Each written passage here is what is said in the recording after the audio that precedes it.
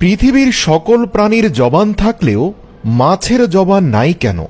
আর মাছেরা পানিতেই কেন বসবাস করে? এক ব্যক্তি হযরত আলী রাদিয়াল্লাহু তাআলা আনহুকে এই প্রশ্নটি করেন। হযরত আলী রাদিয়াল্লাহু তাআলা আনহু বলেন, জেনে রাখো, আল্লাহ তাআলা মাছের মুখেও জবান দিয়েছিলেন। তারা কথা বলতে পারত এবং জমিনে চলাচল করতেও পারত, কিন্তু আফসোস, এই মাছ নিজের উপর জুলুম করেছে, যার ফলে আল্লাহ তাআলা তার থেকে কথা বলার ক্ষমতা কেড়ে নিয়েছেন এবং তারপরে জমিনে চলাচল করার ক্ষমতাও কেড়ে নিয়েছেন। পরিপূর্ণরূপে তাদেরকে শুধুমাত্র এক জলজ প্রাণীতে পরিণত করেছেন। সে আগন্তুক ব্যক্তি জিজ্ঞাসা করল, হে আলী, মাছেরা নিজের উপর কি জুলুম করেছে? হযরত আলী রাদিয়াল্লাহু তাআলা আনহু উত্তর দিলেন, যখন আল্লাহ তাআলা হযরত আদম আলাইহিস সালামকে সৃষ্টি করার পর সমস্ত ফেরেশতাদেরকে নির্দেশ দিলেন যে তোমরা সকলে আদমকে সিজদা করো, সমস্ত ফেরেশতা হযরত আদম আলাইহিস সালামকে সিজদা করল, কিন্তু ইবলিস শয়তান আদম আলাইহিস সালামকে সিজদা করতে অস্বীকৃতি জানালো।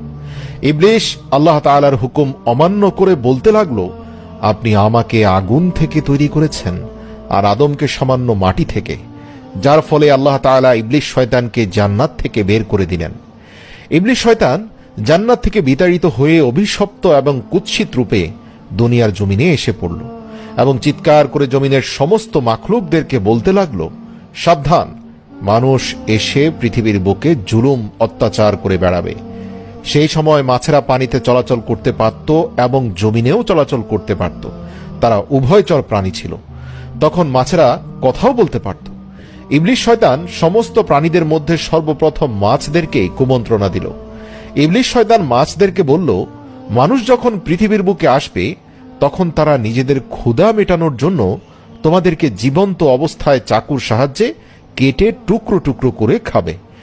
মাছরা যখন এই কথা শুনল তখন তারা সমুদ্রের অন্য সমস্ত প্রাণীদেরকে মানুষের ব্যাপারে এই সমস্ত কথা বলে মানুষের বিরুদ্ধে সবাইকে একত্রিত করতে লাগলো, যার ফলে আল্লাহ তাআলা মাছদের কথা বলার ক্ষমতা কেড়ে নেন এবং মাছেদের জবান হারা হয়ে যায়।